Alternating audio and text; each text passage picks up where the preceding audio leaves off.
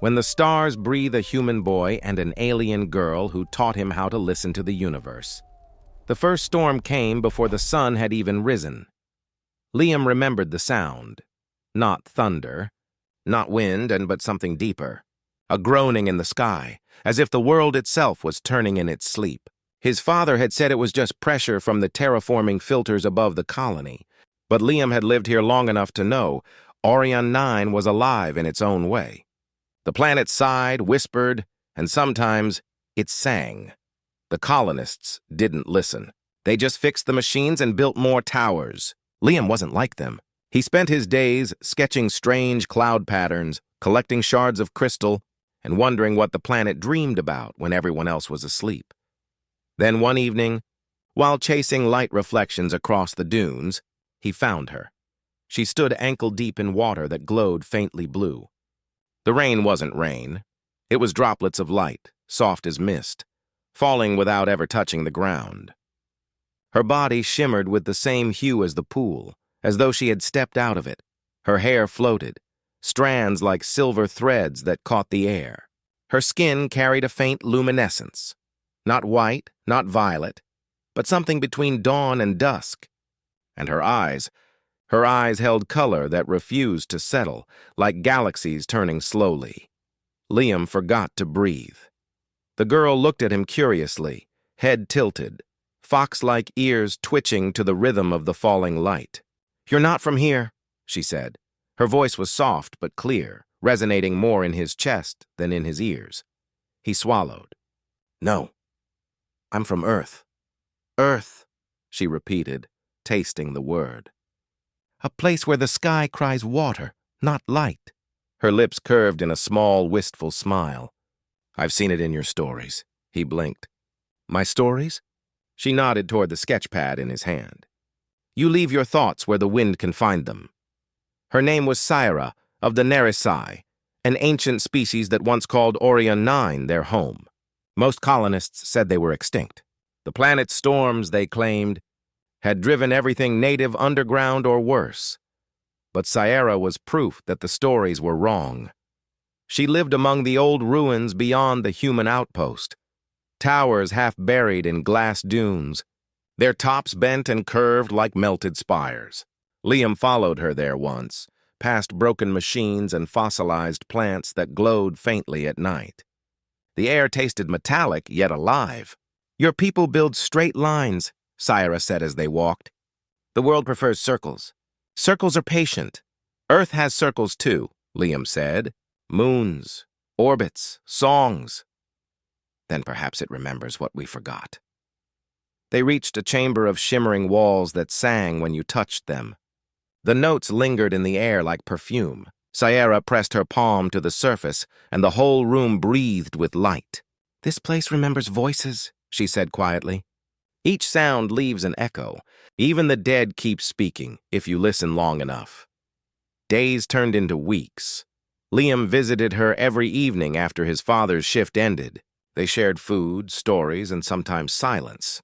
She taught him how to listen to the desert, how the wind carried messages across the dunes, how crystals formed in response to memory, how every vibration meant something if you cared enough to hear. He, in turn, brought her things from the colony: a data lamp, dried fruits, a tiny mechanical bird that chirped once before dying again. She laughed when it did. "Your people try to copy life," she teased. "But you forget the secret." "What secret?" "You can't build something to feel. You must let it feel you first." He didn't understand it then, but he never forgot. Sometimes she sang to the stars. The sound wasn't like any music he'd heard. It had no rhythm, no melody, but it filled the air like light fills a room. The dunes shimmered when she did, tiny ripples glowing outward until the horizon itself seemed to hum.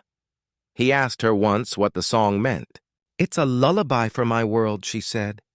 "The narration used to sing it when storms came to calm the planet. And now? Now I sing so it doesn't forget us." There was a loneliness in her tone that cut through him. So he did what he always did when words failed. He took out his sketchbook and drew her, not perfectly, but close enough that when she saw it, she smiled. "You captured the silence around me," she said softly. That's harder than drawing my face. One day, Liam came early and found Sierra sitting by the glowing pool, her hands trembling slightly. The light beneath her skin flickered. "You're sick," he said. "I'm adapting," she replied. "Your air isn't kind to my kind. I can get you medicine?" "It wouldn't help." "It's not sickness. It's time." Her gaze drifted upward to the cloudy sky. "We weren't built for this light anymore." Liam's throat tightened. "Then I'll build something for you. A shelter." You can't build away endings," she said gently. "But you can share them." The next few days blurred together. The colony's filters failed again. Dust storms cloaked the towers. People whispered that Orion 9 was dying. The governor ordered all civilians to prepare for evacuation. Liam didn't pack. He went to the ruins. He found Sierra kneeling beside the singing walls, her glow dimmer than ever. In her hands was a small crystal sphere, pulsing weakly. "This holds our memory," she said when she saw him. "Our songs, our names, our home. When I fade, it will still speak." He dropped to his knees beside her. "Then don't fade.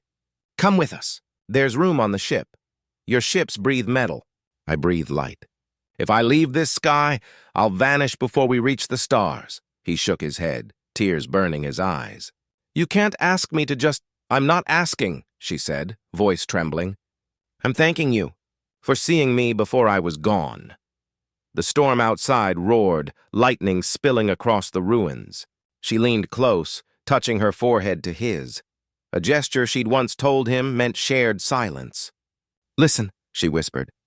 "The planet is singing its last song." And it was. The air vibrated with a low hum that grew until even the stones shook. The walls began to crack, light spilling out like veins bursting. "Go," she said, "before it forgets you too."